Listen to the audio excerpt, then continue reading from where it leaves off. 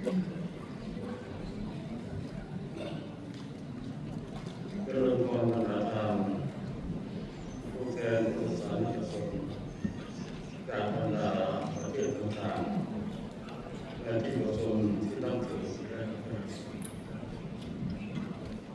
นับเป็นเกียรติและความปลื้มปิติยินดีอย่างยิ่งของข้าพเจ้าก็เพื่อการสอนก็เพื่อองค์การพุทธศาสนาสัมพันธ์แห่งสปป.ลาวที่ได้เข้าร่วมเฉลิมฉลอง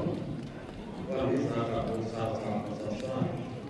ปีพุทธศักราช2568นี้ซึ่งเกิดขึ้นที่นครโฮจิมินห์สาธารณรัฐคอมมิวนิสต์เวียดนามได้2 สัปดาห์ก่อนที่ผ่านมาได้มีพิธีอัดการเฉลิมฉลองวันวิสาขบูชาสร้างประสาทโบราณที่กรุงเทพมหานครโรงหลวงแห่งวัฒนธรรมไทยอันเสื่อมราชอาณาจักรไทยแห่งนี้การเฉลิมฉลองวันวิสาขบูชานาซา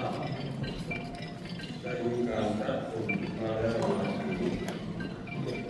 ซึ่งมีหลายประเทศได้รับการเป็นเจ้าภาพจัดงานโดยในนั้นเป็นราชอาณาจักรไทยเป็นหลักและเป็นประเทศที่มาเป็นเจ้าภาพจะเฉลิมฉลองวันวิสาขบูชานาซาหลายครั้งหลายหนติดต่อกันการที่ราชอาณาจักรไทยสามารถจัดเฉลิมฉลองวันวิสาขบูชานาซาได้อย่างต่อเนื่องแม้ด้วยเหตุปัจจัยที่เกี่ยวข้องหลายประการและที่สำคัญสุดคือความเลื่อมใสศรัทธาความพร้อมเพรียงสามัคคีของสถาบันหลักของชาติจึงเป็นให้จัดงานวันวิสาขบูชาอันศักดิ์สิทธิ์และทรงเกียรติได้มีพระพุทธพจน์ที่ทรงตรัสว่าสุโขพุทธานังอุปาโทสุขาสัพพมะเทศนาสุขาสังฆสัสสามัคคีซึ่งแปลความหมายว่าความเกิดขึ้นของพระพุทธเจ้าจะได้เกิดความสุขการเผยแผ่พระสัทธรรมจะได้เกิดความสุขความพร้อมเพรียงสามัคคีของบุญสนจะได้เกิดความสุขเมื่อองค์โดยองค์รวมพระรัตนตรัยนำมาซึ่งประโยชน์สุขแก่โลก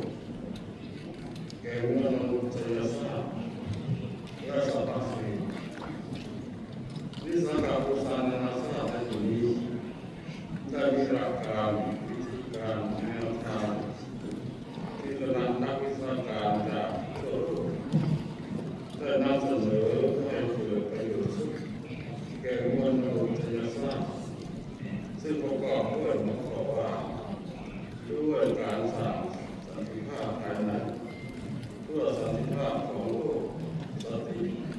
และการให้อภัยเส้นทางสู่ความปรองดองความกรุณาในทางปฏิบัติของสังคมความรับผิดชอบร่วมกันเพื่อพัฒนามนุษย์การส่งเสริมความสมัครใจความร่วมมือกันเพื่อความเป็นสุขภาพระดับโลกเป็นต้น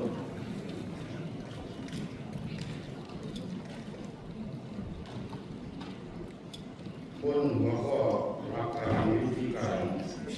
แนวทางในการปฏิบัติร่วมกันของวันวิสาขบูชานาซาปีนี้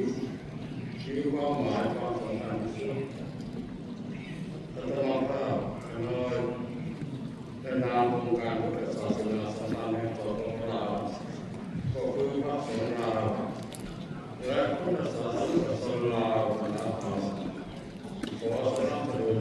ยุทธศาสตร์และที่ใจของกองประชุม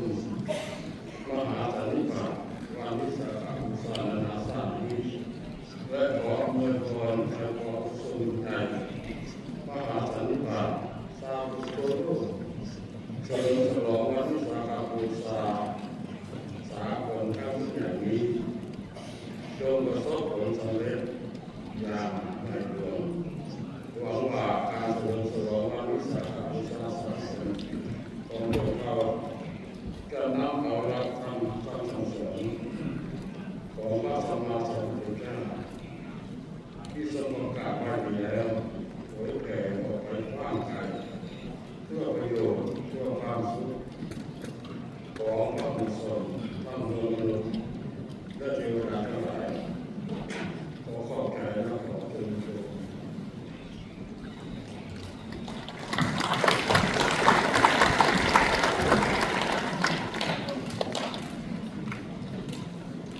ครับลำดับต่อไป